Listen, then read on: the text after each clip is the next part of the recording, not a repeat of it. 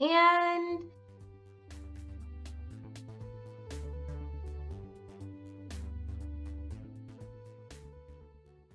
hello everyone and happy Wednesday. I hope today is treating you all well. In case you are not following me on Facebook or Twitter or my website or even Instagram, my poetry book has been released on Amazon as of April 30th. It is available for you to buy now. Oh, but Victoria, why should we buy your poetry book? Well, I will tell you, random invisible person, because they're good. At the very least, they speak to people. I've had a couple of people beta reading it, and all of them have given me such great feedback. In the book, I mentioned that it's possible you've seen yourself throughout these poems, and my reader totally agreed. The truth is, my poetry book, which I just remembered I have not even said the name yet, it's Vadamankur Songs of My Soul. The truth is, it was mainly just a vanity project when it started.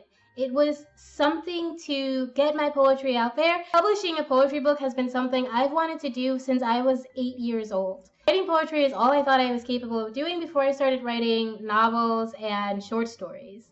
It's how I would get extra credit in school. It's how I made it through a lot of hard times in my life. And it's also how I've been able to understand the good things in my life or understand the changes in my life.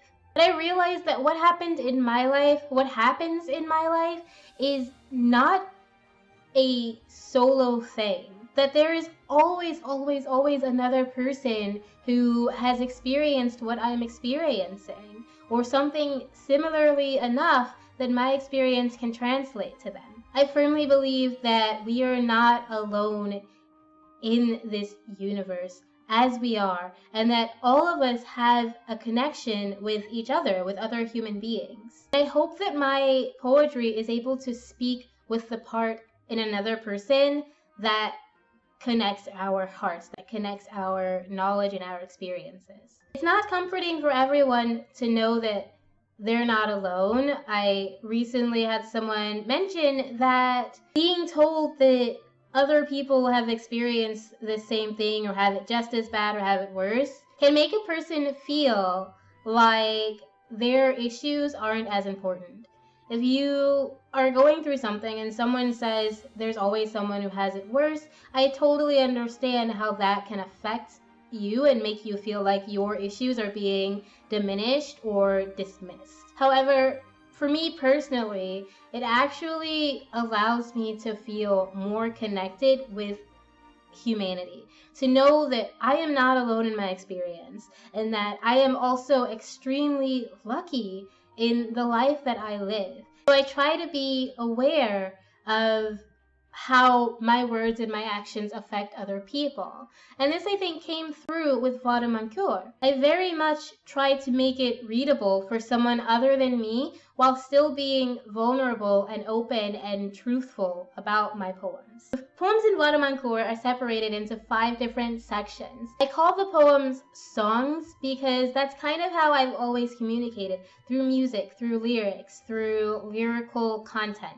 I've separated the poems into sections titled Songs of a Troubled Child, Songs of a Friend, Songs of a Lover, Songs of a Disorder, and Songs of a Priestess. Each section features poems surrounding certain aspects of my personal life, my romantic life, my childhood, my dealing with bipolar disorder and depression, and of course my spiritual nature. This book has become more than just a vanity project for me. I'm opening my heart in the pages of this book. These are poems from my darkest times to my lightest times, from the last almost 20 years of my writing. In compiling this book, I went through some of these experiences over again, and I felt these feelings over again, and I laughed at things that I had found funny before, and all of these emotions just kind of came back to me. And I really just want to share that with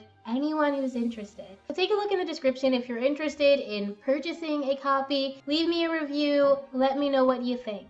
So to finish this video, I just wanted to read you guys one of the poems from the book. This is a poem called Invader. Feel free to pop on your headphones, close your eyes, and lay back because you don't really need to watch me read. Out, out, out. Get out of my head, you unwanted interloper, you intruder invading my thoughts with your alien sounds and probing touch. You entered my inner sanctum and sat down as though I welcomed you. Then you refused to move. What was it you said? You seem open? And I was, open, grinning, and I did let you in. I didn't see the bags at your feet. I didn't see the hearts you carried. I was enthralled with your face, lean and open. Your eyes, shining in the dark, told me that you spoke truth. I laid myself bare in front of you, honest and willing to show you the world inside of me. Aching to give you what you had not asked of me, I offered myself before I even knew your name. It happened so fast. Even now, reason escapes me, and as I lay suppliant, you revealed your secrets.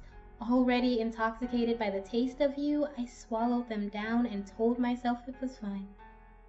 I tried to hold them deep inside where they could hide, mingling with my own fear and shame and the secrets of all those who came before you. Deeper and deeper I pushed, begging them to just stay down. Let me have my fun.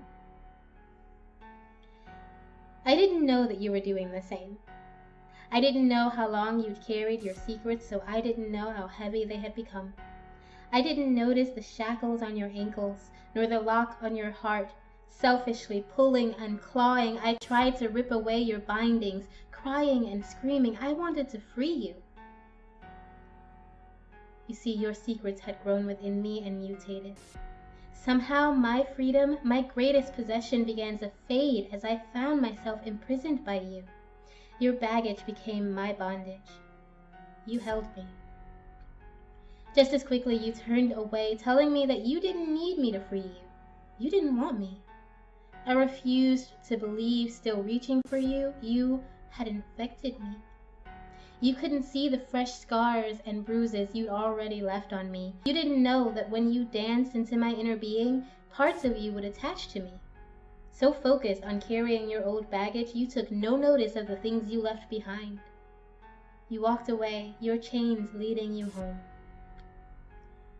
But your shadow is still here, confusing me, taunting me with those same alien sounds, your voice and the memory of your touch burning me, your shadow laughing at me, an unwelcome guest. We sit together, locked in a prison of my own creation, unmoving.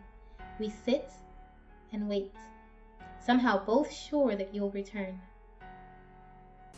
Dust settles, darkness falls, and we sit, hopeful, patient, open. So that's all I have for you today. If you liked this video, please click the button below, subscribe and share with your friends, and come back again next Wednesday for another video. If you did enjoy the poem here, let me know in the comments. I recorded a couple of more in case you guys are interested in seeing some more, and I can share them with you in the future. Just let me know what you think.